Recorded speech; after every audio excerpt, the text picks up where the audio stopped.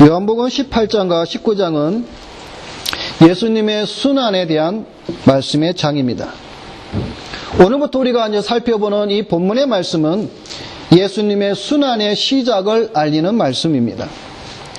예수님께서 잡히신 것은 기드론 시내 저편에 자리 잡고 있는 동산입니다. 이 동산은 감난산이라고도 불리는 겟세마네 동산을 가리킵니다. 예수님이 습관을 따라 기도하러 다니셨던 곳이며 마지막 밤에 자신이 마실 잔을 옮겨주시기를 위해 아버지께 기도하셨던 바로 그 산이기도 합니다. 오늘 이 본문의 말씀을 통해서 우리에게 주시는 세 가지의 말씀을 통하여서 함께 은혜를 나누고자 합니다. 먼저 첫 번째로 우리가 보는 말씀은 예수님의 기도의 말씀입니다. 1절 말씀에 보면 예수께서 이 말씀을 하시고 제자들과 함께 기드론 시내 저편으로 나가시니 거기 동산이 있는데 제자들과 함께 들어가시다라는 말씀을 하고 있습니다. 여기서 우리가 이 말씀에서 우리는 두 가지를 살펴보고자 합니다. 첫째는 예수께서 이 말씀을 하시고 라는 이 말씀인데 아주 중요한 의미가 담겨 있습니다. 그리고 두 번째로 우리가 살펴볼 것은 예수님께서 겟세마네 동산에서 기도하시는 모습과 내용에 대해서 살펴보고자 합니다. 먼저 첫 번째로 예수님께서 이 말씀을 하시고 라는 말씀을 보겠습니다. 여기서 이 말씀이라는 것은 무엇을 가리키냐? 우리가 한번 생각해 볼 때 이 말씀이란 예수님께서 대제사장으로서의 기도의 말씀을 가리키고 있습니다. 이제 예수님은 제사장의 임무를 완수하시려고 자기 자신을 속죄 제물로 드리려는 의미가 담겨 있습니다. 이 의미를 좀 더 깊게 말씀을 드리겠습니다. 이 부분은 사실은 우리가 레위기를 통해서 볼 때에 이 말씀의 의미가 좀 더 알 수가 있습니다. 이제 우리가 앞으로 이 요한복음의 강의가 끝나면 이제 레위기를 우리가 강의를 할 텐데 그때에 이 말씀에 대해서 우리가 깊게 보겠지만 지금은 간략하게 의미만 말씀을 드리겠습니다. 이 말씀을 하신 다음에 예수님께서 어디로 가셨다고 말씀하고 있습니까? 동산으로 가셨습니다. 이 동산은 겟세마네 동산입니다. 그러면 왜 예수님께서 그 겟세마네 동산으로 가서야만 했습니까?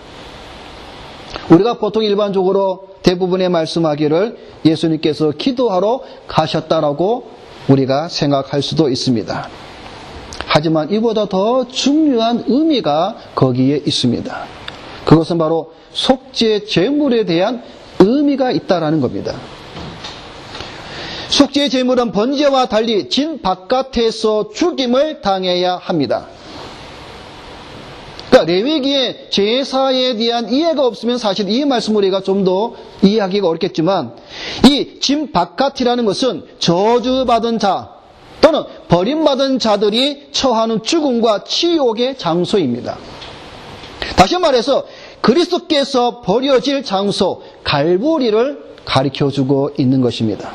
고로 예수님께서는 예루살렘 바깥에서 자신을 속죄 제물로 드려야 하기 때문에 예수님께서는 기드론 시내 저편 곧 겟세마네 동산으로 가셔야만 했다라는 사실입니다. 히브리서 13장에 이렇게 말씀을 해주고 있습니다. 이는 죄를 위한 짐승의 피는 대제사장이 가지고 성소에 들어가고 그 육체는 영문 밖에서 불사름이니라. 그러므로 예수도 자기 피로서 백성을 거룩게 하려고 성문 밖에서 고난을 받으셨느니라.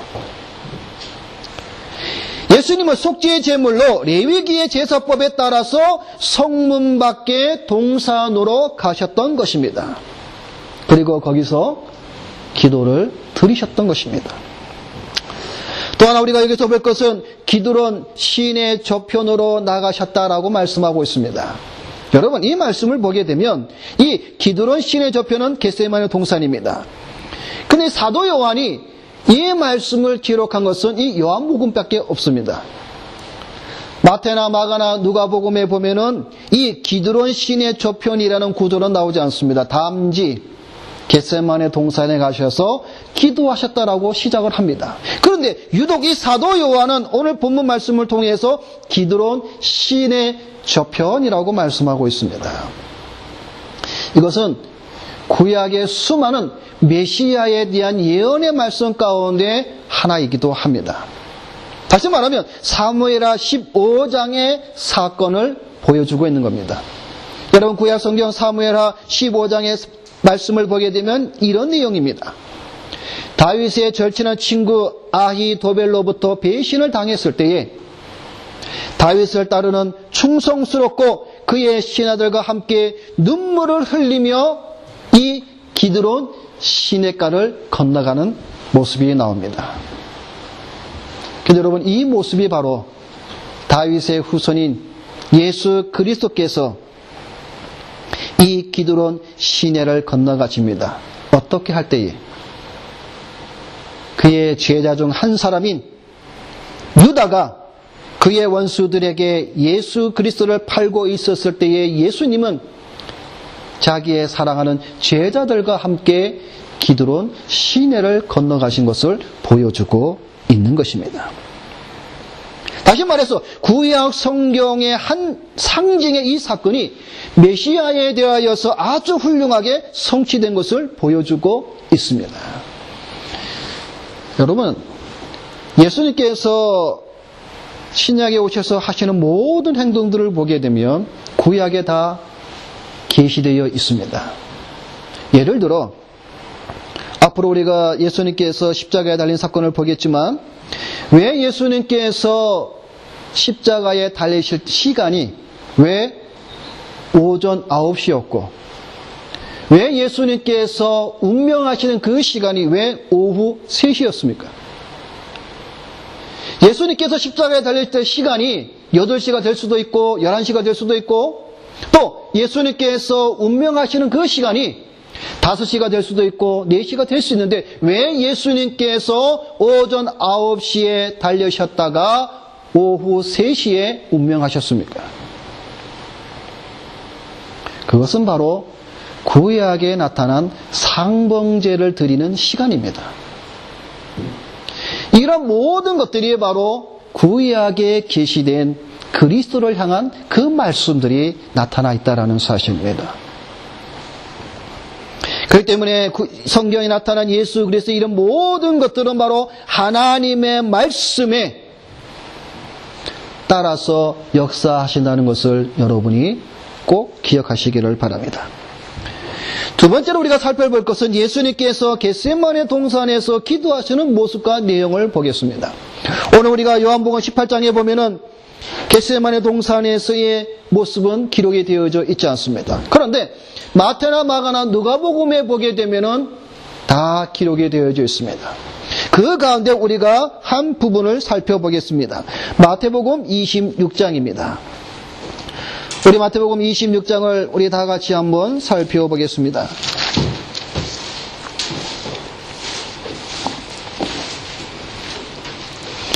마태복음 26장 37절입니다.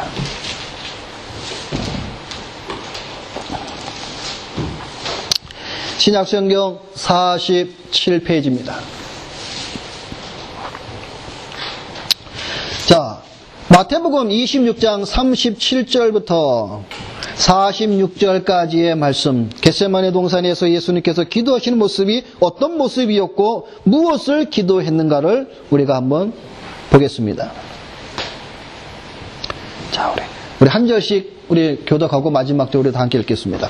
이에 예수께서 제자들과 함께 겟세마네라는 곳에 이르러 제자들에게 이르시되 내가 저기 가서 기도할 동안에 너희는 여기 앉아 있으라 하시고 베드로와 세베대의 두 아들 데리고 가실새 고민하고 슬퍼하사 이에 말씀하시되 내 마음이 매우 고민하여 죽게 되었으니 너희는 여기 머물러 나와 함께 깨어 있으라 하시고 좀 나아가서 얼굴을 땅에 대시고 엎드려 기도하여 이르시되 내 아버지여 만일 하나님께서 이 잔을 내게서 지나가게 하옵소서.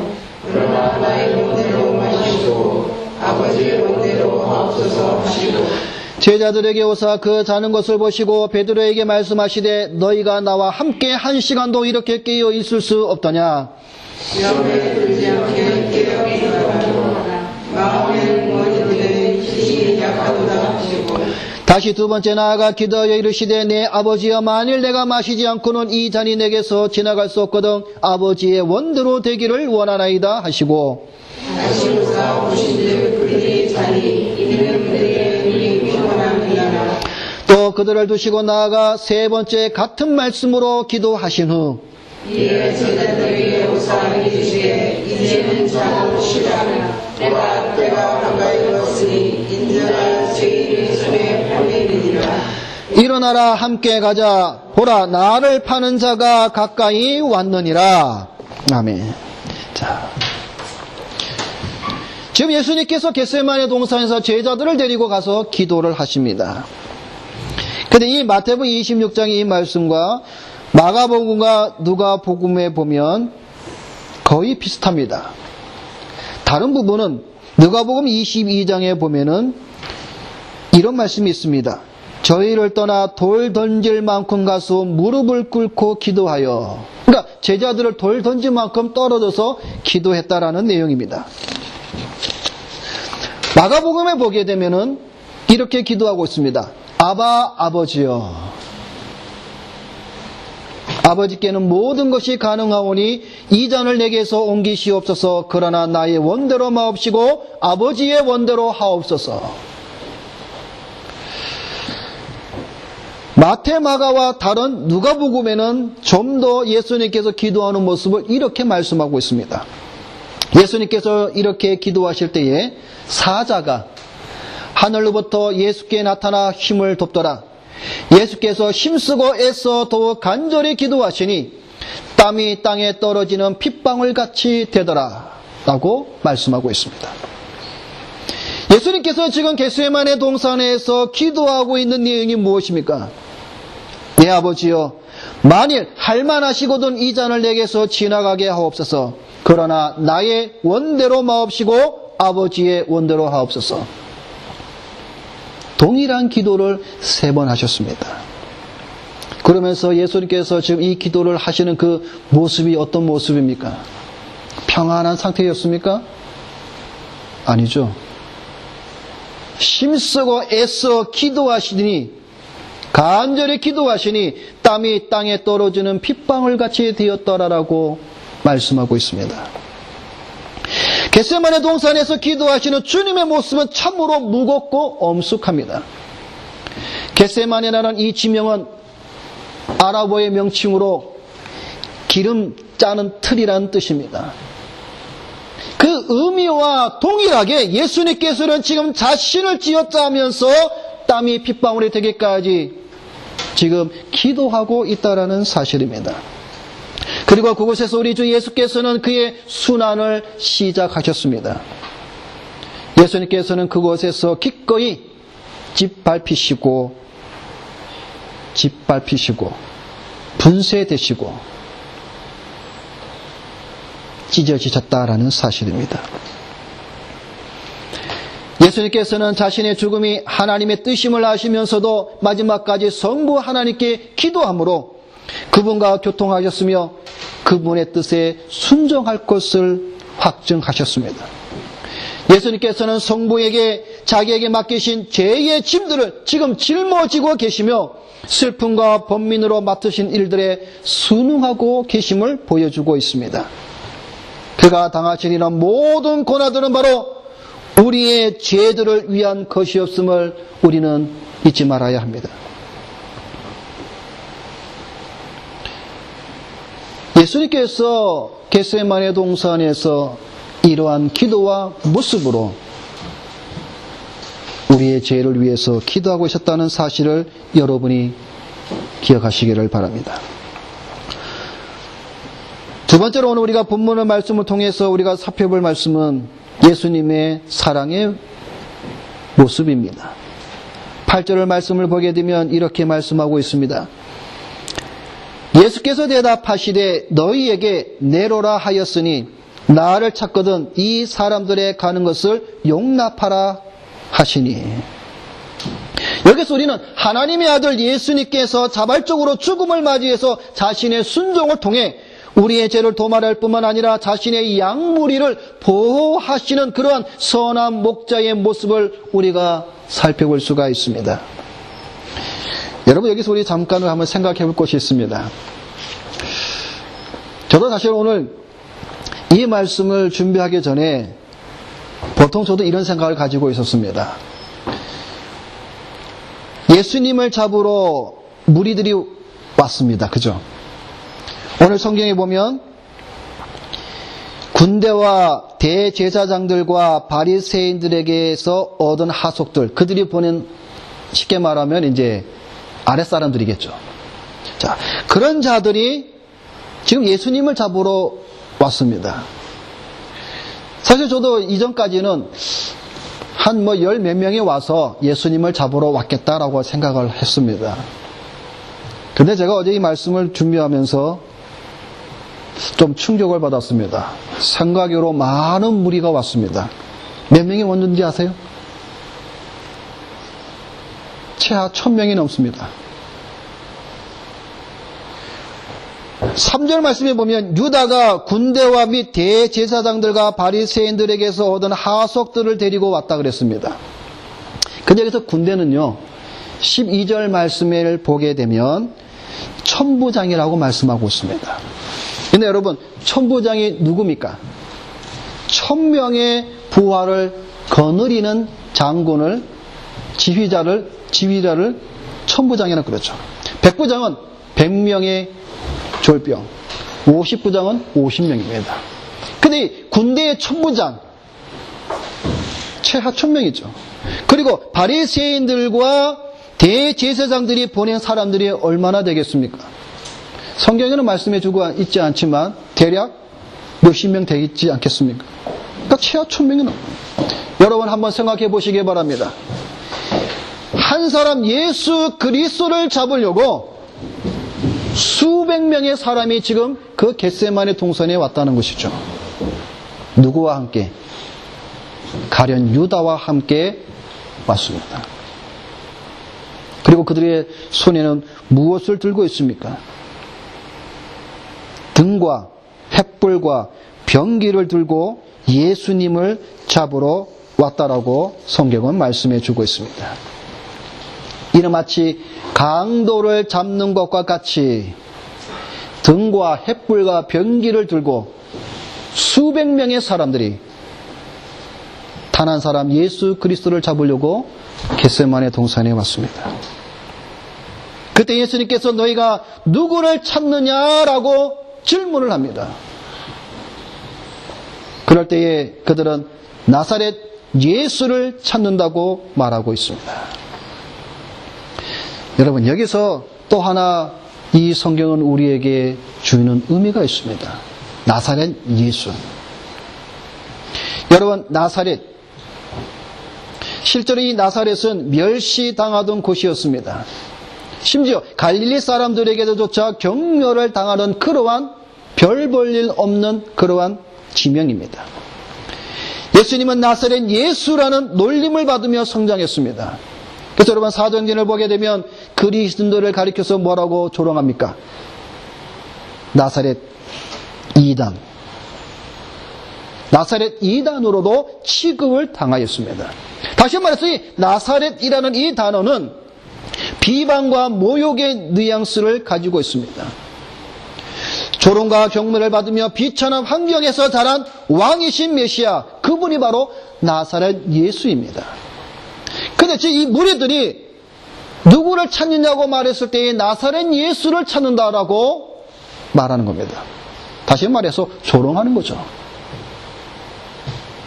그런데 여러분, 이 나사렛 예수가 성경에는 어떻게 쓰여져 있습니까? 성경을 보게 되면 무리들이 호칭을 할 때에 나사렛 예수라 말씀하고 있습니다. 성경을 보게 되면 회당에 더러운 귀신 들린 사람이 소리칠 때에 나사렛 예수여, 당신이 나와 무슨 상관이 있습니까? 라고 소리를 치기도 했습니다. 성경을 보게 되면 예수님이 부활하셨을 때에 무덤에 찾아간 부인들에게 말하는 그 청년이 그들에게 이렇게 말합니다. 너희가 십자가에 못 박히신 나사렛 예수를 찾는구나. 이스라엘 백성들이 소경에게 말할 때에 나사렛 예수가 지나가신다. 그리고 엠마오 도상의 두 제자에게 나타나셔서 나사렛 예수의 일이다라고 말씀하고 있으며, 빌립이 나다나엘에게 소개할 때에 뭐라고 말씀하고 있습니까? 빌립이 나다나엘을 찾아 이르되 모세가 율법에 기록하였고 여러 선지자가 기록한 그 일을 우리가 만났으니 요셉의 아들 나사렛 예수니라. 사도행전을 보게 되면 베드로가 나면서부터 안준뱅이를 그 성전 미문에서 구걸하는 그 자를 일으킬 때 뭐라고 했습니까? 베드로가 가로되 은과 금은 내게 없거니와 내게 있는 것으로 내게 주노니 곧 나사렛 예수 그리스도 이름으로 걸으라. 베드로가 설교를 합니다. 오순절날 이후에 베드로가 설교를 합니다. 그때에 말하기를 너희야 모든 이스라엘 백성들은 알라. 너희가 십자가에 못 박고 하나님의 죽은 자 가운데서 살리신 나사렛 예수 그리스도의 이름으로 이 사람이 건강하게 되어 너희 앞에 섰느니라. 우리가 여기서 가장 유의하게 보일 이 말씀이 하나가 있습니다. 그것은 바로 예수님께서 십자가에 달리실 때에 그 십자가 위에 제2의 명패에 무엇라고 쓰여져 있습니까? 유대인의 왕 나사렛 예수라고 써 있습니다. 유대인들은 예수님의 메시아됨을 부정케 하기 위해서 조롱과 모독적인 말로 나사렛 예수라고 불렀지만, 이렇게 불러지면 성경의 예언을 응하게 하려 하는 것을 우리는 분명히 알아야 합니다. 마태복음 2장에 보면 나사렛이라는 동네에 와서 사니 이는 선지자로 하신 말씀에 나사렛 사람이라 칭하리라 하심을 이루려 함이로라. 아까 서두에 말씀을 드린 것처럼 예수 그리스도의 삶 가운데에 성경의 말씀, 그 예언의 말씀을 응하게 하려는 것이 하나도 없지 않고 그것에 따라서 이루어짐을 우리는 분명히 알아야 됩니다.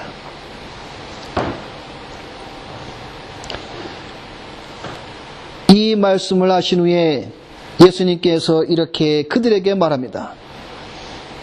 너희가 찾는 자가 바로 내로라. 이제는 이 사람들의 가는 것을 용납하라. 다시 말해서 이 나의 11 제자들, 이들은 너희가 풀어줘라. 자신의 양무리를 보호하는 선한 목자의 모습을 보게 됩니다. 여러분, 요한복음 10장을 보게 되면 나는 선한 목자라. 선한 목자는 양들을 위하여 목숨을 버리거니와 나는 양을 위하여 목숨을 버리노라. 예수님은 자신의 양무리를 이렇게 보호하시는 데에서 9절에 분명히 우리에게 이렇게 말씀하고 있습니다. 오늘 본문 말씀 9절에 보면 이는 아버지께서 내게 주신 자 중에서 하나도 잃지 아니하였사옵나이다 하신 말씀을 응하게 하려 함이라. 여러분, 오늘 우리가 이 말씀을 통해서 자주 대하는 말씀이 뭡니까? 하나님께서 말씀하신 그것을 응하게 하려 하십니다. 자신의 그 양무리를 보호하시는 것도 아버지께서 내게 주신 자 중에서 하나도 잃어버리지 아니하는 그 말씀을 이루려 함이라. 여러분, 이 말씀은 요한복음 17장 12절의 말씀에서 주님께서 하신 말씀입니다. 내가 저희와 함께 있을 때에 내게 주신 아버지의 이름으로 저희를 보존하와 지키었나이다. 그 중에 하나도 멸망치 않고 오직 멸망의 자식뿐이오니 이는 성경을 응하게 함이니이다. 또 성경은 이렇게 말씀하고 있습니다. 나를 보내신 이의 뜻을 행하려 함이니라. 나를 보내신 이의 뜻은 내게 주신 자 중에 내가 하나도 잃어버리지 아니하고 마지막 날에 다시 살리는 이것이니라. 더 나아가서 주님은 또 말씀하고 있습니다. 내가 저희에게 영생을 주노니 영원히 멸망치 아니할 터이요 또 저희를 내 손에서 빼앗을 자가 없느니라. 이 말씀을 통해서 우리가 더욱더 확신하는 것은 하나님께서는 택자들을 보호하신다는 사실입니다. 그래서 여러분, 주님께서 내가 세상 끝날까지 너희와 함께 하시겠다는 그 말씀이 바로 오늘 우리에게 얼마나 큰 위로와 소망의 말씀인지 모릅니다. 그러기에 다윗의 고백처럼 내가 사망의 음침한 골짜기를 다닐지라도 두려워하지 않는다라는 것입니다. 하나님께서 보호하신다는 것이죠. 마지막으로 세 번째로 오늘 본문의 말씀을 통해서 우리가 볼 것은 아버지께서 주신 잔을 마신다라는 것이죠.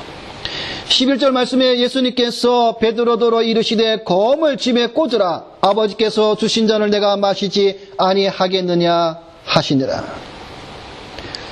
오늘 이 11절의 말씀은 예수님께서 이 땅에 오신 목적을 분명히 보여주고 있습니다. 아버지께서 주신 잔을 마시기 위해서 오셨다라는 겁니다. 이 잔은 참으로 마시기 어려운 잔이기 때문에 예수님은 이 잔을 자신에게서 떠나가기 위해서 피나는 기도를 겟세마네 동산에서 기도하신 것을 우리는 잘 알 것입니다. 여러분, 이 잔은 무슨 잔입니까? 여러분, 성경에 보면 잔에 대해서 세 가지로 말씀해 주고 있습니다. 첫째는 구원의 잔입니다. 시편 116편에 보면은 내가 구원의 잔을 들고 여호와의 이름을 부르며 라고 말씀하고 있습니다. 두 번째는 위로의 잔이 있습니다. 예레미야 16장 7절에 보면 슬플 때에 떡을 떼며 그 죽은 자를 인하여 그들을 위로하는 자가 없을 것이며 그들의 아비나 어미의 상사를 위하여 위로의 잔을 그들에게 마시울 자가 없으리라. 이 말씀에서 다윗이 인용한 것이 바로 시편 23편의 내 잔이 넘치나이다의 고백이 나온 것입니다. 마지막으로 세 번째의 잔은 바로 진노의 잔입니다. 예레미야 25장에 이스라엘의 하나님 여호와께서 이같이 내게 이르시되 너는 내 손에서 이 진노의 잔을 받아가지고 내가 너를 보내는 바 그 모든 나라로 마시게 하라. 이 진노에 담겨있는 그 내용이 무엇입니까? 시편 11편 6절에 악인에게 그물을 내려 치시리니 불과 유황과 태우는 바람이 저의 잔에 소독이 되리로다. 다시 말해서 예수님께서 지금 마시고자 하시는 그 잔은 진노의 잔이라는 것입니다. 이 잔은 아무나 마실 수 있는 잔이 아닙니다. 오직 하나님의 아들 예수 그리스도만이 마실 수 있는 진노의 잔입니다. 여러분, 이 잔은 베드로나 요한이나 야고보나 그 어느 누구도 마실 수 있는 잔이 아닙니다. 오직 하나님의 아들 예수 그리스도만이 마실 수 있는 잔이라는 사실입니다. 그래서 여러분, 아까도 우리가 마태복음 26장에 있는 말씀을 통해 보듯이 예수님께서 땀이 핏방울이 되기까지 기도하시면서 뭐라고 하셨습니까? 아버지여, 할만하시거든 이 잔을 내게서 지나가게 하옵소서라고 기도하셨다라는 사실입니다. 이 진노의 잔을 예수 그리스도께서 마심으로 하나님의 진노를 받아야 될 우리가 받지 아니하고 구원의 은혜에 들어가게 되었다라는 사실입니다. 하나님과 화목하게 되었고 은혜의 보좌 앞으로 담대히 나가게 되었고 하나님을 아버지라 부르게 되었다라는 사실입니다. 죽음에서 생명으로 옮기게 되었고 영원한 하나님의 나라에 들어갈 수 있게 되었다라는 사실입니다. 사랑하는 여러분, 이 진노의 잔을 누구를 위해 예수께서는 마시셨습니까? 오직 아버지의 양들을 위해, 택자들을 위해 마셨다라는 사실입니다. 이 진노의 잔을 마신 예수 그리스도 앞으로 여러분 나오시지 않으시겠습니까? 이 진노의 잔을 마신 예수 그리스도를 나의 구원자로 여러분 영접하지 아니하시겠습니까? 이 진노의 잔을 마신 예수 그리스도를 영원히 찬양하시지 않으시겠습니까? 이 진노의 잔을 예수 그리스도께서 마심으로 말미암아 우리에게는 영생과 하나님의 나라에 들어감과 참된 하늘의 축복을 받게 되었다는 사실을 믿음으로 고백하시기를 바랍니다. 그러나 이때에 베드로가 어떤 행동을 하였습니까?